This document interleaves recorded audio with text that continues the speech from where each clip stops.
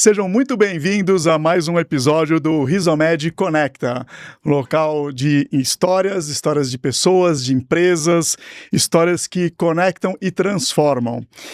Minha convidada de hoje, ela é nascida em Goiânia, mas foi criada no Rio de Janeiro, né? Tem 32 anos, ela é formada em engenharia de produção. E hoje ela é fundadora e CEO da Zelos. Assim que eu falo? É exatamente assim. Muito bem, então seja muito bem-vinda ao Rizomed Conecta, Érica Freitas. Obrigada, Muito prazer, Alexandre, muito bom pelo ter você aqui com a convite. gente. Obrigada pelo convite. Então, e seguindo aqui, né, na nossa proposta, conta um pouco da sua história de carreira, né? Como que foi desde o início que você se formou, foi começar de que jeito? Legal. Eu gosto até de contar essa história, porque quando as pessoas olham para Zelos, né, e olham para, enfim, para o que a gente faz, que a gente está falando ali de saúde mental, as pessoas acham que eu sou psicóloga, mas eu não sou. É isso aí. Mas eu sou engenheira de produção, como você me apresentou, fiz toda a minha carreira ali, no meu início da carreira eu trabalhei com dados, então fui especialista de BI durante muitos anos, então implementei BI em grandes companhias como Mastercard, Movida, então fazia todos aqueles painéis ali, vamos colocar assim, executivos para acompanhar os indicadores. Depois assumi ali um cargo de especialista também de BI na Warner Music, fui pro entretenimento, e é ali que eu falei, esse momento aqui, que foi bem legal, foi um momento bem importante também, quando eu entendi melhor o cenário das empresas ali, vi o gap da saúde mental, eu falei, é um momento de eu empreender, é um momento que eu realmente consigo tirar um produto do papel, que foi aí que nasceu a Zelos. Então, comecei como CLT, depois Foi fui quanto empreender. tempo esse momento seu de CLT que você trabalhou nas empresas? Alexandre, eu fiquei trabalhando como CLT mais ou menos 7 anos, assim, no total. Fiquei mais ou menos ali 4, 5 anos na Tableau, né, ali na PF, que, enfim, uma companhia incrível. E logo depois fiquei 1 ano e pouquinho na Warner. Então, no total aí deve dar quase 7 anos. E tem a Zelos, eu fundei ela tem mais ou menos 2 anos e pouquinho. Então, eu tenho mais tempo, talvez não, com Sim, certeza, de sim. CLT do que de empreendedora. Você é nova ainda, né? Tem muita estrada aí pela frente ainda e pegou aí todo esse já o conceito de tecnologia e de dados, né? Que está baseando justamente o conceito até de trazer, que a Zelos está trazendo, né? A forma dela trazer a informação. Exato. Até para contextualizar um pouco mais, né? A Zelos e a Érica é o nosso braço de parceria para fazer o diagnóstico psicossocial focado aí em NR1, né? Exato. Mas hoje a proposta principal que a gente traz junto com vocês é que essas informações possam ser usadas para justamente ajustar e azeitar a gestão das pessoas. Né? Perfeito, Alexandre. Foi exatamente isso, né? A Zelos surgiu com o objetivo de levar a saúde mental para as empresas. Foi quando a gente entendeu ali que período da pandemia, né, com a ascensão da saúde mental, que é um tema delicado, né? Quando você olha para nível de Brasil, a gente consegue pensar, por exemplo, quanto estigma tem em volta da saúde mental, né? Sim. Se você olhar um pouquinho para trás, as pessoas ainda achavam que quem fazia psicoterapia era maluco. Então tem tudo isso. E aí com a pandemia a gente viu realmente que as empresas elas precisaram se organizar, porque produtividade com saúde mental estava ali muito, vamos colocar assim, andando junto, então elas precisavam entender como ajudar o colaborador naquele momento. Foi então que eu olhei e falei assim, nossa, tem um gap muito grande, então, da saúde mental dentro das empresas, foi então quando a gente começou a organizar os nossos produtos. Então, além de levar, enfim, suporte emocional para os colaboradores, a gente entendeu também que ser um braço da NR1 vai contribui muito também para tirar um pouco da... eu não sei se você tem essa percepção, mas eu vejo isso muito nos RHs, né? Que é o seguinte, o RH durante muitos anos, ele foi muito departamento pessoal. Sim, Ele sem foi muito dúvida. DP, né? Ele tem um trabalho Ainda muito, né, Érica? Ele tem um trabalho burocrático muito grande e o lado de cuidar das pessoas fica de lado. Sim, sem dúvida. Porque a estrutura das empresas é muito precária ainda, falta Exato. gente, falta processos e acaba, a gente sabe, né, vem escutando muito, tá muito, tem tema muito sendo colocado para todo mundo sobre cultura, sobre a gestão de pessoas, mas na hora que você vai para a prática mesmo, a massa dos CNPJs do Brasil, pequenos e médios, eles acabam não tendo essa estrutura toda. E é até legal, porque assim, uma coisa que eu respondo muito, que as pessoas tiram muita dúvida, é exatamente isso, Érica, mas o pequeno e o médio, ele precisa estar compliance com a NR1? Isso, precisa. Precisa, então assim, assim, risco psicossocial, até porque foi de uma dor mesmo, vamos colocar assim, do governo, né? A gente estava afastando muito as Isso. pessoas por conta de saúde mental. Ele falou: ó, eu não vou pegar essa conta toda para mim, não. A gente vai ter que dividir. É empresário, nós vamos dividir É. essa conta. E aí entra todo mundo no bolo. Mas. O dado do ano passado, se não Uhum. me engano, é de 546 mil, não, Afastamentos. 546 mil afastamentos por saúde mental. Exato, assim. Foram 4 milhões do total por doença e dos 4 milhões, 546 mil por saúde mental. E os top 3 motivos de afastamento por questão de saúde mental, não sei se você sabe, mas o Brasil é o país mais ansioso do mundo. Isso. Então, diagnóstico de ansiedade é até bem importante. Então, o primeiro motivo é a ansiedade. Ansiedade. Segundo, depressão. Terceira, Olha. depressão recorrente. E quando a gente fala de depressão, né, tem um dado da OMS que me chama muito. Depressão recorrente. Depressão recorrente. Nunca já ouvi esse termo sobre a depressão. E tem um dado até que me chama muita atenção, eu sempre fico muito preocupada com isso, que a OMS fala que até 2030 a depressão vai se tornar sozinha a doença que vai, enfim, ser o maior motivo de perdas financeiras para a população, até superando doenças cardíacas e câncer. Então você vê que realmente a gente está caminhando para uma epidemia questão de saúde mental, né? Eu acho que nem está caminhando, acho que a gente já vive, tá, né? A gente já está, né? E a gente vê isso de todo lado acontecendo. E uma outra questão importantíssima que a gente vem colocando, nós somos empresários, eu convivo muito com empresários pequenos, realmente. E o que mais se escuta é, poxa, mais uma coisa que o governo jogou no nosso colo. Mais um custo, poxa, esses governos não param de colocar isso pra gente. Mas, e não deixa de ser, ok, né? Não deixa de ser mais um custo que realmente tem que contratar algum serviço para poder colaborar com isso. Mas o que eles não estão enxergando é esse outro lado, que é um fato. A depressão está aí, a saúde mental está aí. Alexandre, uma coisa que é muito boa pergunta, assim, muito boa leitura do ambiente. Isso. Porque, às vezes, o que eu vejo, né? A normativa NR1, né? É uma atualização das normativas, Isso. né? O empresário, ele sempre teve que investigar os riscos físicos, biológicos, e agora ele precisa investigar os riscos psicossociais. E por que disso? Assim, eu acho que eu sempre gosto de trazer para a mesa o seguinte pensamento. Empresas são pessoas. Sim. Empresas são pessoas.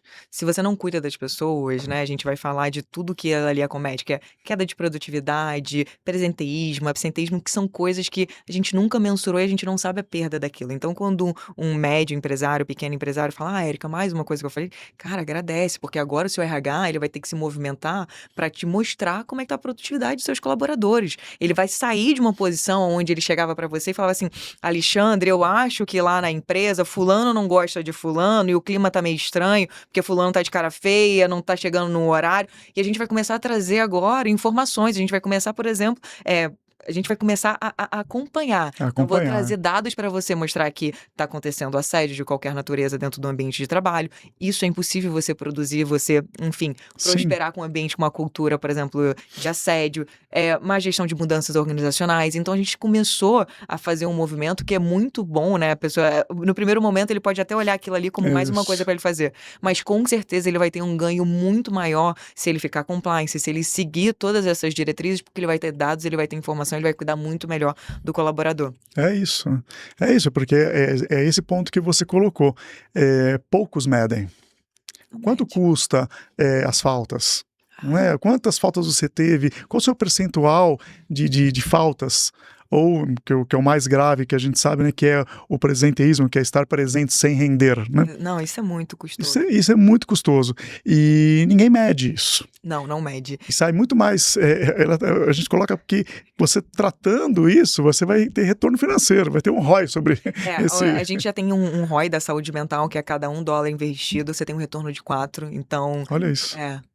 É muito alto, né? Quando você pensa no ROI dessa. É muito alto. Eu fico muito, e até trazendo um pouquinho do gancho que você me perguntou, um pouquinho da minha carreira, da onde comecei, né? Implementei BI dentro, enfim, de algumas empresas. E sempre, enfim, fui contratada para as áreas que, né? Vendas, financeiro, ali, sempre olhando muito para números. Nunca para dentro do RH. O RH não é uma área que normalmente tem o dashboard do RH, né? É Tem o verdade. indicador do RH, quanto de turnover tá tendo, quanto que custa ficar recontratando e tudo mais. Mas tem uma coisa muito curiosa, Alexandre, que quando você vai olhar, por exemplo, para fora, os Estados Unidos tem um hub ali da Tableau que pega ali os dashboards de RH, você vai ver que tem muitas empresas que investem muito dinheiro para acompanhar a produtividade do colaborador, acompanhar os O indicadores do pessoal RH. fora já tem essa visão, né? É É cultura. cultura. É cultura. E assim, quando a gente fala de NR1, quando a gente tá falando. Eu gosto muito de trazer isso, tá? Que eu acho que é bem importante. Quando a gente fala ali da NR1, muita gente pensa muito na área ali de saúde e segurança. Isso. E eu coloco a NR1 quase, assim, 80% no colo do RH. Porque tudo quando você mapeia ali, né, os 13 riscos psicossociais, vocês vão ver que estão ligados diretamente a clima, à cultura, enfim, à gestão, à falta de gestão A falta normalmente. de gestão, Então, assim, é um processo que é muito importante, que eu acho que pro que tá reconfigurando a nossa sociedade, 5 gerações aí trabalhando no mesmo ambiente de trabalho. É verdade, é verdade. Não é, é um desafio gigantesco que a gente está tendo. Isso a gente já abordou aqui com esse tema aí com outros convidados, que é uma realidade de hoje mesmo. Com a longevidade trazida pelo avanço da medicina e tudo mais, as carreiras estão alongadas. As pessoas se reinventam, pode ser que troque a carreira, mude de um local para o outro, mas ela está ativa e está convivendo com outras gerações. Exato. E esse conflito Geracional. isso está cada vez mais evidente. E eu vou te falar esse conflito geracional, que é um ponto muito sensível da cultura, né? Qual é a cultura que nós vamos implementar? É. E aí eu tenho muito esse desafio lá nas Zelos, quando a gente entrega o diagnóstico de risco psicossocial, que normalmente eu entrego para uma liderança mais velha, né? Que precisa responder pelos mais novos, muitas das vezes, né? E aí eles ficam muito indignados. Às vezes eles falam, poxa, Érica, mas o que é assédio, né? Vamos voltar ali pro tempo de escola, vamos estudar ali os conceitos básicos, porque na minha época, poxa, gritar tava tudo bem, né? Enfim, Exatamente. tratar mal tava tudo bem. Hoje em dia não pode nada, assim, não é que não pode nada. Eu acho que a gente tá indo pra um caminho ali que eu acho que a gente tá conseguindo, vamos colocar assim, adaptar pra ficar bom pros dois mundos, assim. Eu acredito que a gente vá pros extremos pra depois chegar no meio termo e ficar bom pra todo mundo. Eu também, eu enxergo por aí também, mas tem uma outra visão que eu venho falando, que hoje se fala muito também de propósito, né, o propósito da empresa, o propósito pessoal, o propósito de vida das pessoas, disso se conectar de alguma forma, para que você se sinta muito bem no local de trabalho e desenvolva o seu potencial. E aí que você começa, que as novas gerações aceitam ou não aceitam essa pressão excessiva. Então, se não está claro o propósito do que ela está fazendo, por que ela está fazendo, ela não aceita a pressão. Então, essa comunicação interna de você trazer o propósito e saber encaixar aquilo no contexto de vida da pessoa, vai ser sempre esse problema. Então, se ela enxergou o propósito, a nova geração, ela aceita a pressão. Eu penso em 2 pontos, assim, Alexandre. Eu converso muito com o RH, eu vejo que tem 2 pontos que são muito importantes dentro da empresa. O propósito, com certeza, é o direcionamento para onde a gente está indo. É por que a gente faz isso, né? Porque eu acordo, Isso, exatamente. enfim, visto minha roupa, pego o transporte público, eu vou pro trabalho, o que eu tô fazendo, né? Eu acho que isso é bem importante, eu acho que é bem legal. Mas eu acho que também alinhamento de cultura, porque tudo bem ter uma empresa que é direcionada à meta, é direcionada à pressão, porque, por exemplo, eu, Érica, funciono muito mais com clareza. Se você quiser se relacionar comigo bem e me trazer, por exemplo, clareza do que é importante para você, como é que funciona o processo, eu me adapto muito melhor a isso. Numa cultura onde, por exemplo, ser político é um ponto mais importante, você ser mais... Talvez eu não performe tão bem. Então, eu acho que o que falta muito nas empresas e que eu vejo que é onde tem os maiores conflitos é quando um colaborador ele é contratado, ele não entende qual é o ambiente que ele está entrando, quais são os valores, aquela coisa que todo mundo quer, que o empreendedor tem que... Visão, valores, né? Então, eu acho que assim, isso é uma das grandes questões hoje que eu vejo dentro das corporações. Certo. Porque eu posso, por exemplo, enfim, super me adaptar a um ambiente e não a outro, e tá tudo certo, entendeu? Eu acho que esses 2 pontos são bem importantes. E aí, uma outra coisa que você tocou, que é essa história de ter os principais itens ali culturais, né? Que é visão, propósito, valores bem descritos, que muitas vezes não existe, mas muitas vezes existe, mas não são verdadeiramente vividos. E esse é um problema sério, né? E que tem que ser revisto e cuidado disso diariamente. A cultura como estratégia no café da manhã, não tem uma frase Isso, assim? sim, exatamente. É. Então, é uma coisa que impacta muito realmente. Mas vocês tiveram uma visão, né? Não sei, você tem sócios? Eu Então, tenho.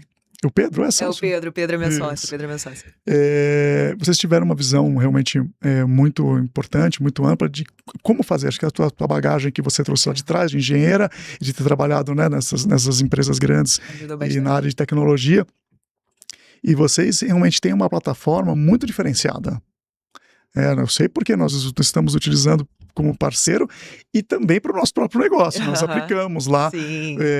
e realmente é muito diferente,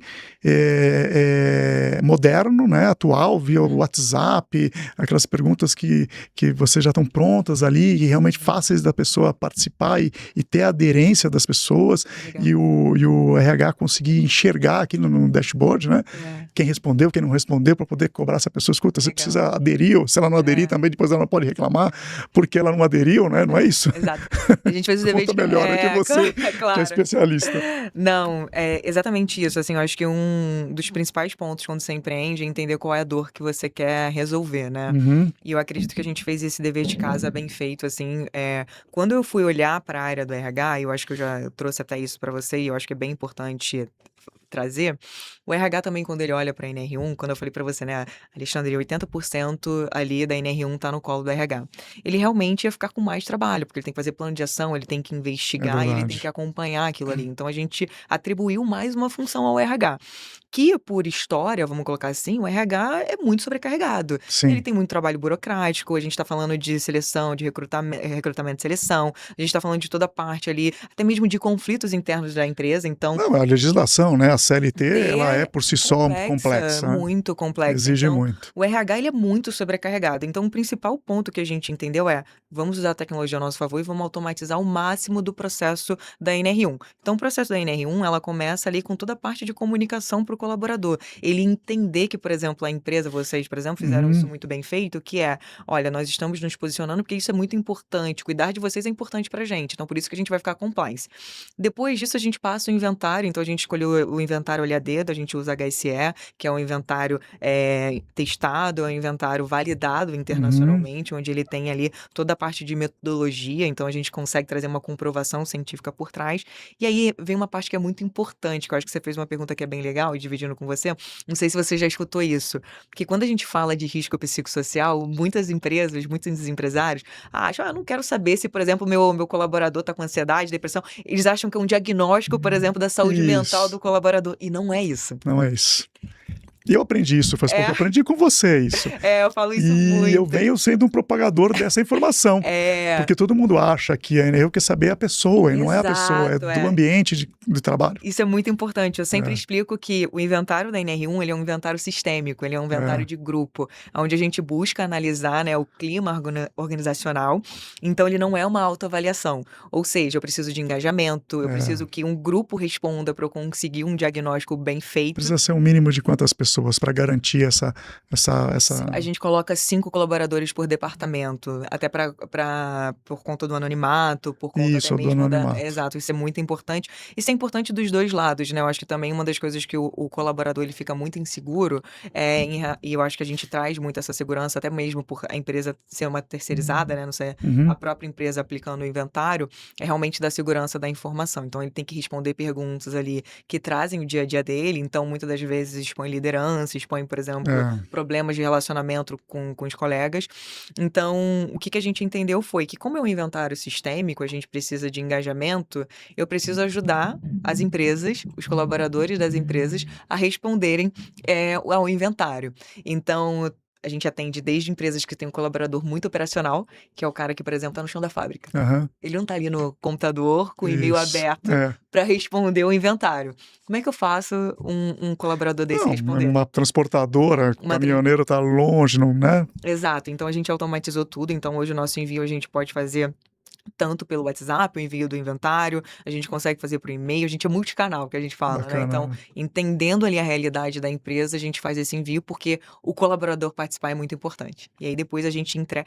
O colaborador acabou de responder, né? A gente fechou ali o número de respondentes, a gente já entrega isso tudo automatizado, bonitinho, diagnóstico, É. documentação, tudo na plataforma, sem estresse nenhum pro RH. Ou seja, eu tirei todo o trabalho burocrático dele e joguei para mim. Não, e realmente ele vem muito organizado, muito didático, né? Muito completo e com todas essas atribuições que você colocou de segurança e tudo mais, Exato. para facilitar depois para a segurança do trabalho que vai eventualmente finalizar lá com o plano de ação, essas outras Exato. etapas que precisam acontecer, né? Exato. O que que a gente pensou também, que eu acho que é bem importante, e isso é essencial falar, Alexandre, é o seguinte: depois que a gente faz todo esse trabalho, a gente tem um levantamento, a gente tem um diagnóstico, esse diagnóstico ele não pode ir para a gaveta do RH. Isso. Essa é uma parte ótima para você abordar aqui. Ele não pode ir para a gaveta do RH. E a gente precisa fazer um plano de ação em cima dele. E o que que a legislação pede? O que que a NR1 pede? Ela pede um ciclo de melhoria contínua, ou seja, você tem que investigar, você tem que trazer o diagnóstico e você precisa ter um plano de ação para aquilo. Então, por exemplo, uma empresa a gente diagnosticou que ela tem um risco psicossocial alto para assédio de qualquer natureza. Ela tem que contratar o canal de denúncia. Mas não é só contratar o canal de denúncia, é quem vai contratar, quando vai ser implementado, como é que a gente, Uhum. qual é o KPI que a gente vai acompanhar para entender que aquele canal de denúncia tem um impacto positivo na melhora daquele indicador. Então, até isso também dentro da plataforma. O RH ele consegue gerenciar, ele consegue organizar, e a gente entendeu o quê? Que aí entra um pouquinho da minha especialidade, que é como eu ajudo o RH agora a ter indicador, a ter KPI. Entendi. Então, isso ajuda, por exemplo, a direcionar, porque às vezes você, Claro. como empresário, você acredita que eu dou mais benefício, mas qual benefício? Isso para você é uma. Isso, sim. Entendeu? Eu faço. Aonde que está o principal problema, a principal dor ali na gestão? Exato, onde está a principal dor, onde está enfim, e tem até uma coisa que eu acho que é bem legal trazer também, que dá para fazer muito com o diagnóstico da NR1, é comparar a área. É você É. entender se você tem um problema pontual ou se você tem um problema estrutural. Então, por exemplo, se eu vejo que má gestão das mudanças organizacionais é um problema em todos os departamentos, é um problema estrutural. Estrutural. Agora, se só acontece em uma área, eu vou fazer um trabalho com a liderança, então isso é economia de dinheiro às vezes. Exatamente.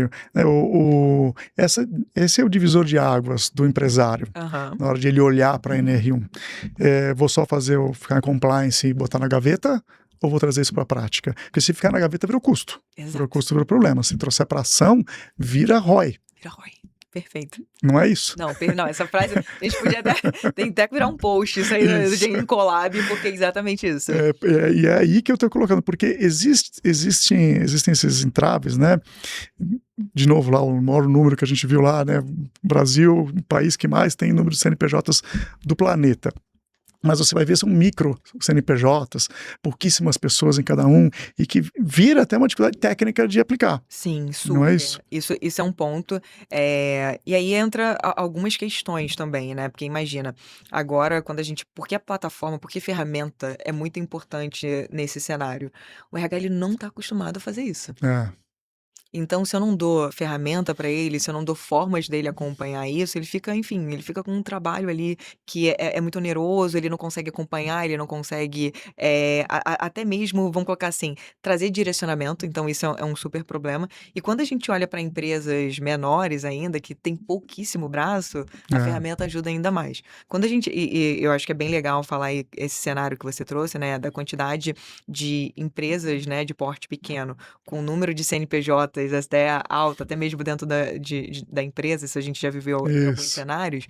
Uma coisa que eu gosto muito também de trazer é que o inventário, ele não para ser, ele é aplicado ali depois mais de 5 colaboradores, né, que nem eu trouxe. Mas a gente também consegue aplicar um inventário qualitativo para essas Isso, empresas. existe essa alternativa, Existe né? essa Explica alternativa. direito isso para o pessoal Explico, entender. super. O que que acontece? A gente sempre tem que tomar muito cuidado com o anonimato do colaborador. Por isso que a gente tem um número mínimo de respondentes. Eu não posso, de forma alguma, expor nenhum Uhum. colaborador para alguma liderança. E a legislação ela já traz que empresas de pequeno porte, ali, com 2, 3 colaboradores, pode aplicar um inventário qualitativo, onde através de uma pesquisa, onde ela vai fazer uma reunião, ela vai levantar ali, tem algumas perguntas que a gente já direciona até mesmo a empresa, ela faz para o colaborador, responde ao questionário e ela vai ter um diagnóstico também qualitativo. Então ela não deixa de realizar a Não NR1. deixa de Só que realizar. ela só não vai aplicar o inventário, por exemplo, das 35 perguntas que a gente faz, porque esse inventário a gente precisa de um número ali específico de respondentes para a gente não ferir o anonimato. Mas ela pode fazer Entendi. pela parte ali qualitativa. E o outro ponto que me perguntam muito também é, Érica, só CLT faz NR1? É verdade. Boa você ter trazido isso. Lembrou disso, né? É isso aí. Porque eu Responde aí. porque é um cenário que a gente vive muito no Brasil, né? A gente tem muito Muito PJ, muito. trabalhando junto com o CLT e a resposta é o NR1 é para todo mundo. É para todo mundo, Se né? você tem CLT e PJ dentro da sua empresa, os dois precisam responder ao inventário, os dois isso aí. precisam participar, porque eles estão ali se relacionando, eles têm um impacto ali no dia a dia um do outro. Não, acho que um cliente importantíssimo é justamente do seu próprio ramo, né? As empresas de tecnologia que têm assim uma realidade muito grande de PJs, né? E espalhados no Brasil inteiro muitas vezes, até às vezes fora do Brasil, trabalhando. E aí você muitas vezes precisa aplicar, e aí as empresas tradicionais, eu vejo muitas empresas de saúde ocupacional que se posicionaram para poder fazer, com formulários ainda de papel, coisas assim muito arcaicas, que não condizem com a realidade de hoje, né? Não, ainda mais assim, acho que não só isso, mas a gente acabou que eu acho que a gestão o híbrido ficou, né? Ficou, muita coisa ficou assim. O híbrido ficou O 100% presencial. Tem variado muito, né? Mas a pessoa que trabalha só em casa, o home office inteiro, isso daí diminuiu. Reduziu muito. Né? E uma coisa que eu falo que é muito importante também, que é essa parte do engajamento, né? Quando você facilita também a vida daquele colaborador em responder, ele consegue responder em casa, ele consegue ir para casa, e isso ajuda também bastante, né? Então, a tecnologia, assim, eu sou uma, assim, né? Sou uma fã de tecnologia quando ela realmente dá acesso, quando ela amplia tudo isso que a gente precisa entregar e que antigamente é que nem você falou, né? Imagina, aplicar um inventário pscossocial dentro da empresa. Parar a empresa para fazer isso. Então. Mais isso virou custo de novo, né? Virou custo de novo. Virou custo de novo. E vocês têm mais uma função, né? Que é a Armanda. Que é a Armanda, exatamente. Legal. Que a gente coloca. Essa história é muito boa. Isso, conta pra gente aqui como é que funciona, qual que é a ideia disso. Na Zelos a gente tem uma fala que é bem importante, a gente, enfim, já estando nesse cenário há muito tempo, né, a gente entendeu que a psicologia ela tem uma dívida social, porque durante muitos anos ela só foi ofertada por uma parcela muito pequena da população que tinha muita condição financeira para ter acesso. É verdade. E a tecnologia, que nem a gente veio falando, ela veio para dar acesso, né? Ela veio para reduzir esses gaps, né? E quando a gente entendeu esse cenário, onde o nosso primeiro produto ali era um produto realmente tradicional de benefício de saúde mental, com telemedicina e tudo mais, eu via que ainda empresas, por exemplo, como a área de varejo, empresas, enfim, de tecnologia também, muitas delas ainda não levavam a saúde mental para o colaborador, seja por questão de custos, seja por questão de acesso e tudo mais. Foi então que a gente começou a entender que a gente precisava ali trazer a tecnologia para ser uma aliada da gente. Foi quando a gente desenvolveu a nossa IA para suporte emocional no WhatsApp. E por que o WhatsApp? 99% dos brasileiros utilizam. É verdade, é um dos mais baixados. Eu acho que é o app mais baixado do Brasil. A taxa de instalação é 0%, assim, é impressionante o quanto todo mundo tem. E a gente entendeu que era o melhor caminho e que a saúde mental, até mesmo antes ali, vamos colocar assim, do tratamento, que deixando muito claro, né, a nossa IA para suporte emocional não substitui um profissional. Ela não tá ali para fazer esse papel, muito pelo contrário, ela tá ali para fazer um papel muito importante social, que é toda a parte de psicoeducação, toda a parte ali de acolhimento, escutativa e transbordo para quando ela identificar a necessidade. E a pessoa conversa, não é isso, Érica? Conversa, manda áudio. O que a gente entendeu, tá, Alexandre, que eu acho que é bem importante? A gente entendeu que, primeiro, né, a saúde mental, ela teve já muitos anos de muito preconceito. É verdade. Então a gente tem uma barreira também cultural para ser quebrada. Então não é só falar assim, olha só, vai lá e agenda essa consulta. Não é. Como é que você está se sentindo? É importante, tem todo um trabalho de base a ser feito. Não, mas existe um outro lado de, assim, ninguém vai saber que aquela pessoa está conversando ali, né? Esse é um ponto. Aonde você foi? Eu estava na terapia. Tem gente que tem preconceito de falar, né? Não quer falar. Falar isso na resenha do futebol de quinta-feira. Isso, exatamente. Né? O público masculino e mais velho, isso é um tabu realmente. Os mais jovens já é diferente, já mudou bastante, mas ainda tem uma boa parcela que é assim.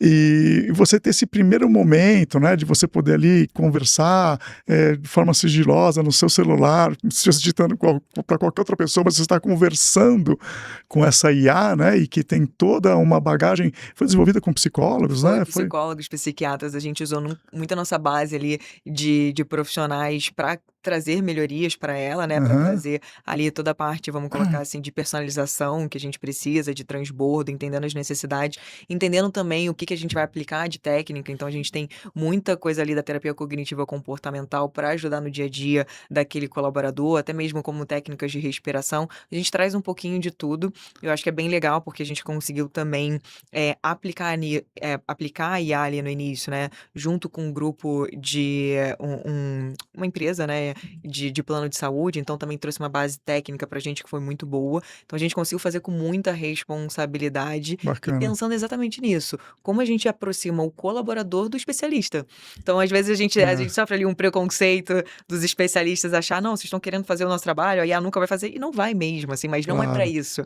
É pelo contrário, é pra trazer esse conforto que você exemplificou de, poxa, Érica, uma pessoa que tem preconceito, ela fica muito à vontade pra falar no WhatsApp dela, pra se abrir, mas ainda tem outros cenários, né, Alexandre? Assim, você pensa que uma pessoa que não tem, por exemplo, uma base boa dentro de casa, que não tem com quem conversar, tem vergonha, né? O homem tem muita vergonha, por exemplo, muitas vezes de dividir fragilidade, de pedir ajuda. Ali é um começo, é um início. É um pontapé inicial. É um pontapé inicial, onde a gente vai fazer a melhor tratativa e entendendo que ele precisa de uma ajuda especializada, a gente já vai fazer esse direcionamento, esse transbordo, já vai pegar a mão dele e levar ele para o caminho certo. É muito legal, né? É uma ferramenta espetacular. Quando eu conheci, eu na hora já pensei e falei, poxa, a gente tem que trazer isso para a Rizomed, porque realmente é um diferencial muito grande. Vai ser bem disruptivo nessas coisas, assim, acho que a nossa parceria deu certo, porque a gente entende, a gente olha muito para o futuro. Isso. E tem que ser, né? A gente tem que pensar na saúde de uma forma mais simples, acessível hoje em dia. Sair daquela coisa engessada do plano médico tradicional. Exato. Diversos fatores. Primeiro que aquilo é um modelo, é necessário, porque tudo bem, a gente tem a questão do SUS, a gente sabe da dificuldade que tem. Para as questões de alta complexidade, não tem saída, você vai ter que precisar de um presencial mesmo, de ir para um hospital. Mas para as coisas de baixa complexidade, que é quase 80% do dia a dia, você usar a telemedicina e usar um acesso à parte psicológica, um apoio terapêutico nesse sentido, né, mental, de saúde mental, como vocês oferecem, gente, precisa ser de forma tecnológica. E se você pensar em acesso também, né? Acesso, então, exatamente. Quantas pessoas, assim, eu vejo muito isso, eu fico muito feliz, assim, quando casos como esse acontecem, assim, por exemplo, colaborador que, poxa, sabe aquela colaboradora que acordou 4h30 da manhã, cuidou dos filhos, arrumou a casa, pegou transporte público, ninguém perguntou como é que ela tá? Isso. A Amanda vai mandar uma mensagem pra ela. É muito legal.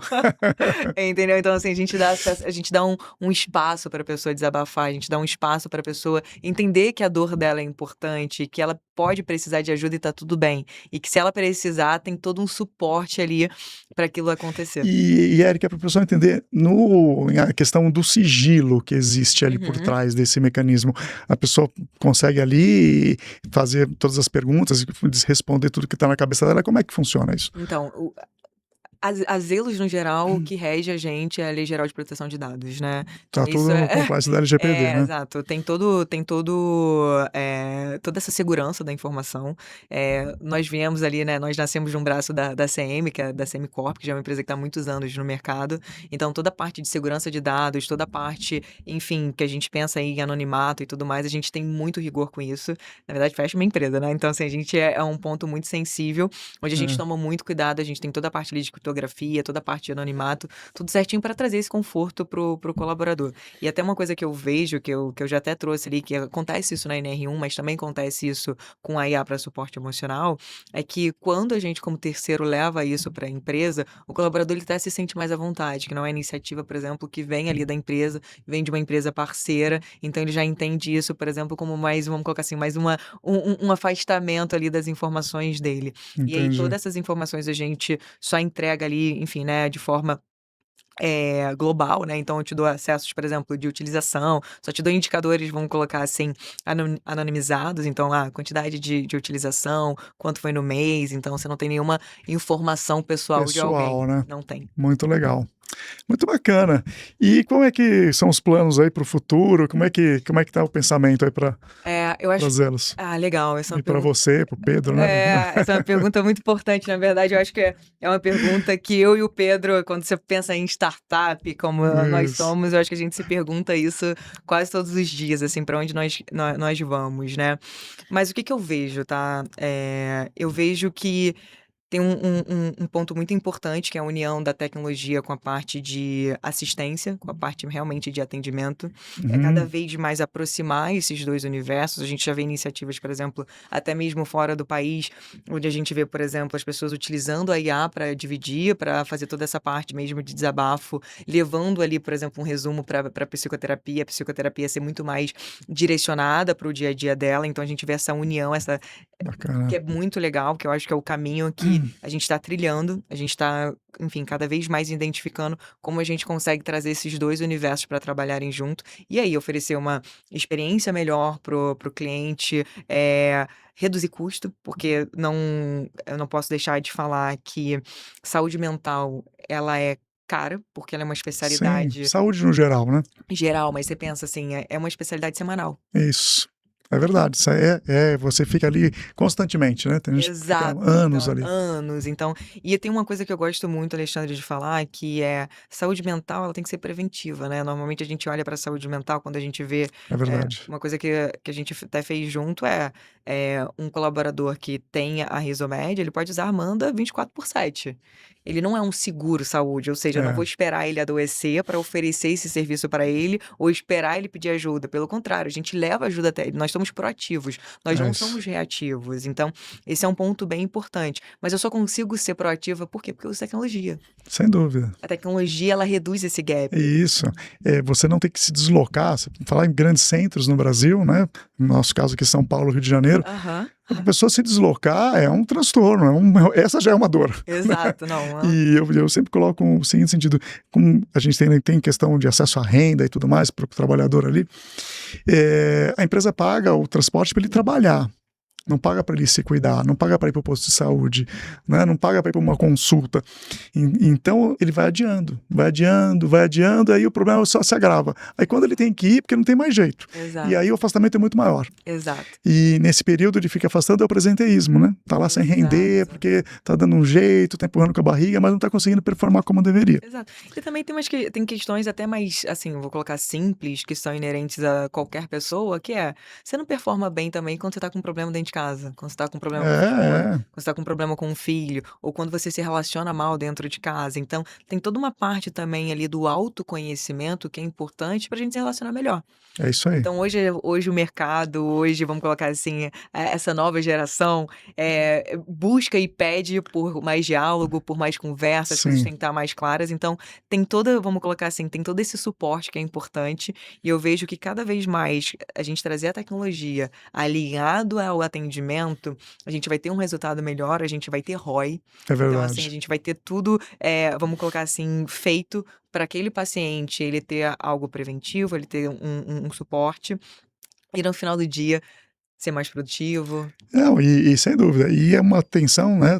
Também, porque aquele papo lá do começo do podcast sobre a mistura das gerações, né? E a geração Z aí, milênio, está aí a todo vapor chegando no mercado. Né? Exato. E esse pessoal tá muito. A primeira opção é a tecnologia. Exato. Né? Então, mas quem está no comando da empresa ainda é a geração antiga. Exato. E que acha que vai na consulta presencial e não é. Né? Então tem que estar atento a trazer ferramentas novas, modernas, acessíveis dessa maneira. Exato. Mas é isso aí. Muito bom, Érica. Não sei se você quer deixar alguma mensagem final, enfim, fica à vontade. Na verdade, eu quero agradecer pelo espaço, agradecer pela parceria. A Risomed é uma empresa que acreditou no nosso propósito desde o primeiro dia, foi até rápido a nossa parceria, porque a Sim. gente entendeu que a gente tem muita afinidade com o futuro, com esse olhar de cuidar do colaborador, de crescer. A gente entendeu, se a gente cuida do colaborador, se a gente cuida das pessoas, a gente tem aí chance de estar mais tempo no mercado e conta com a gente. Obrigada pelo espaço.